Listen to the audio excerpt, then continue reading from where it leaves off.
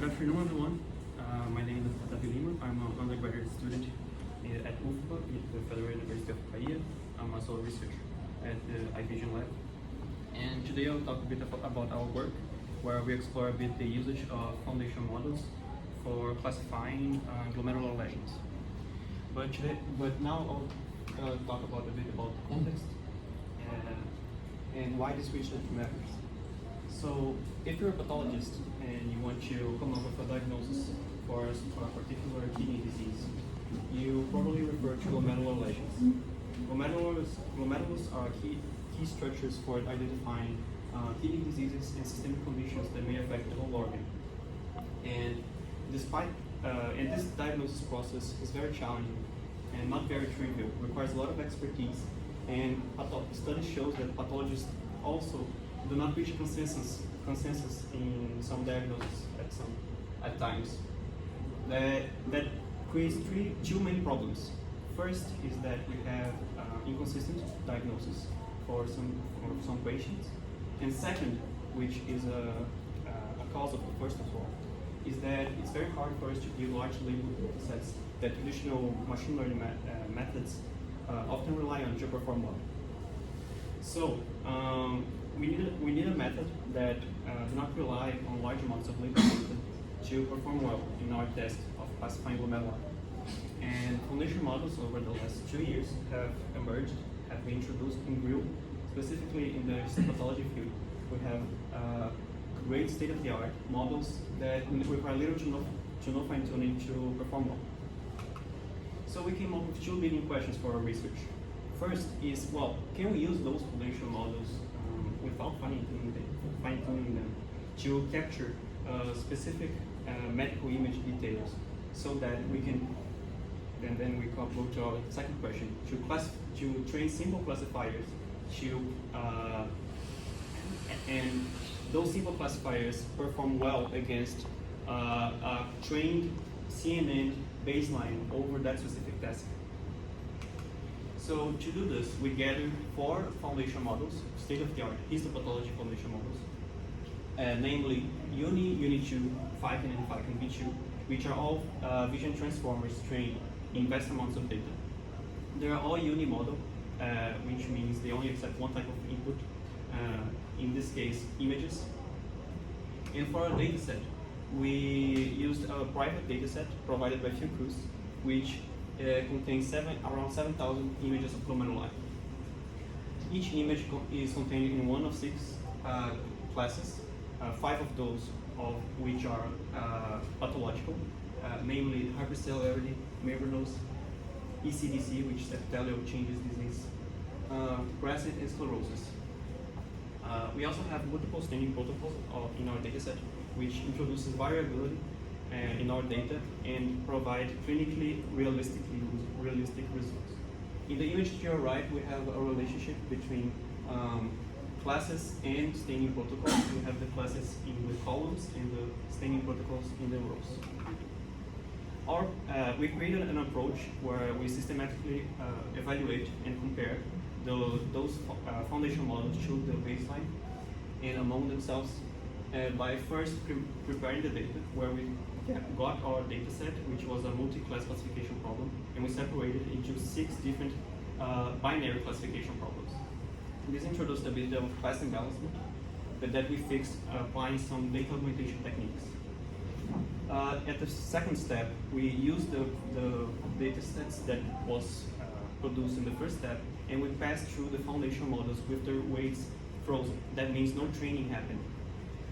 With 6 balanced data sets and 4 foundation models, at the end of this step, we ended up with 24 different embedding data sets, over which, at the third step here, we trained a multi-layer perception and a support vector machine in a k-fold cross-validation fashion. At the same time, we trained an efficient at P0, but now over the data sets produced in the first step.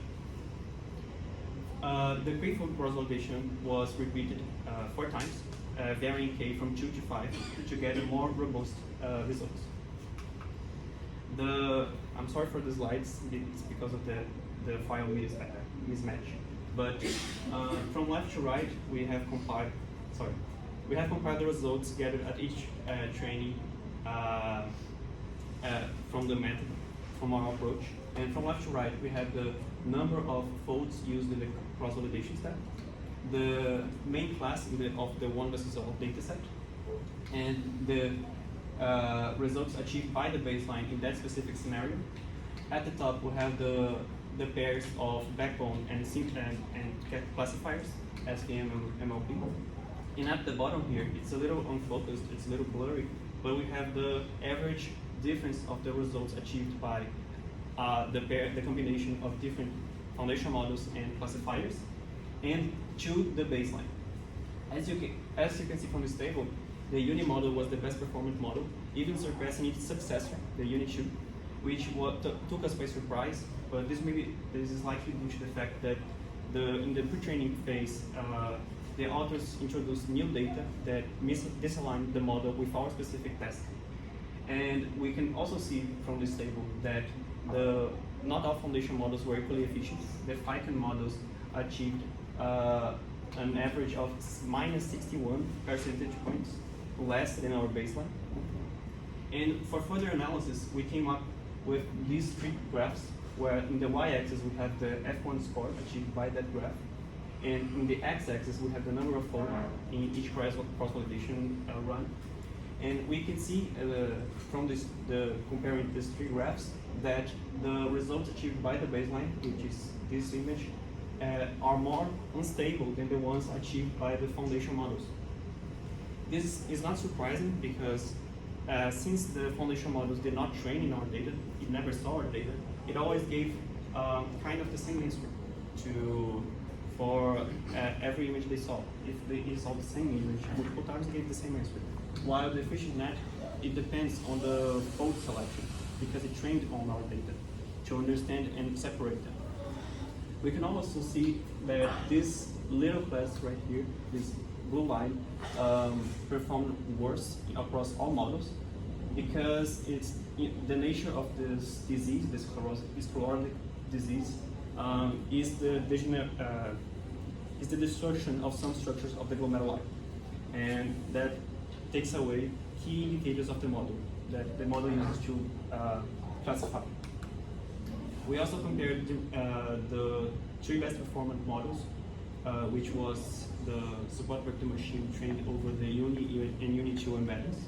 And as you can see, over all data sets, the foundation models have beaten the baseline.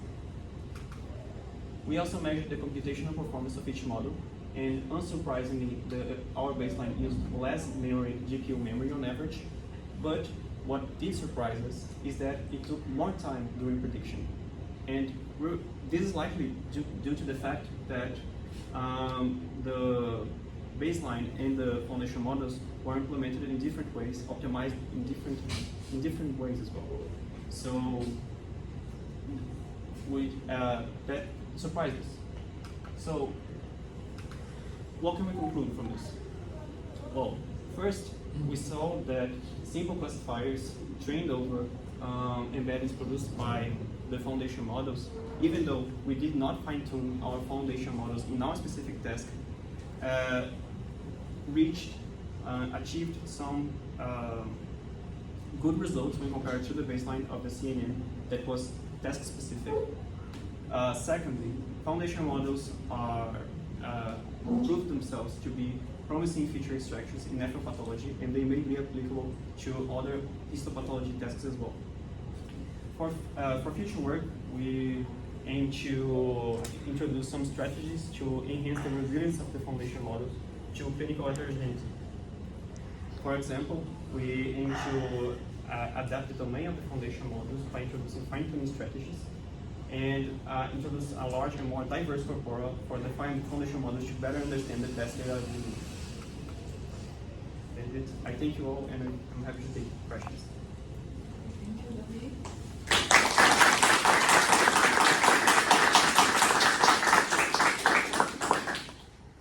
Any questions? Congratulations, David. Thank you. It's a nice work. When you put the prediction time in the table, do you include the training time? or not? Only No, the validation not- time. Yeah, only prediction time, inference time. Okay, because I think maybe the training time for efficient net is bigger than Bigger. Yes, it is. Because on the foundation models, you're only training the top layer. We are only training the classifiers. While in the efficient net, we are fine tuning the whole network. Because the nature of the net, I think it is greater because they process all the images, the entire Exactly. image. Exactly. But one interesting study would be to compare the time. For example, the foundation models take a lot of time to generate their embeddings as well. Yes. So if we compare only the backbones of the efficient net and the foundation models, we would find that the foundation models would take more time. I think it's a good variable to put in the table, also the table, to include in the table the training time because it's important to Right. to know. Right. Thank you. Thank you. Great work, congratulations. I didn't agree with your conclusions, but I'm confused about the base model. I mean, have you tried to use the patterns generated with the base model and the classifier? Because, I mean, just to explain why. Because your base model, at least what I understood, was fully trained on the data. And the foundation model, they were not. They are more general purpose models. So why did you try to extract the features and use the classifier as you use in the foundation model with the efficient model or not? Yeah, it's a good question. We kind of do that, but indirectly, because since the foundation, the efficient net, our baseline is divided into backbone and top layer, and the top layer is a multi-layer perception. We are using the embeddings during runtime to gather the inference. But I think what you may be suggesting is to use the backbone of the efficient net with the support vector machine, maybe. Exactly. And let me explain why. And there is a bias of that, is my personal bias, pun intended, is because foundation models that are trained on natural images, they are not totally suitable for medical images. I have some case in a company that it occurred and they could not explain anything. I said, oh, of course it happens this because it was not trained on medical data, it was trained on natural data, natural image. You cannot use a model that's using the model and they use the same kind of knowledge. The medical data is totally different. Exactly. So that's why my question. Yeah, well, what we have done is transfer learning from ImageNet, but we did train specifically on our data set, not histopathology, but nephropathology, and for glomerular lesion classification. So the intuition is that the model did learn how to differentiate the class, and the idea was that because it trained specifically on our data, it should perform better than the foundation models that never saw it. But thank you for the question. Okay, thank you.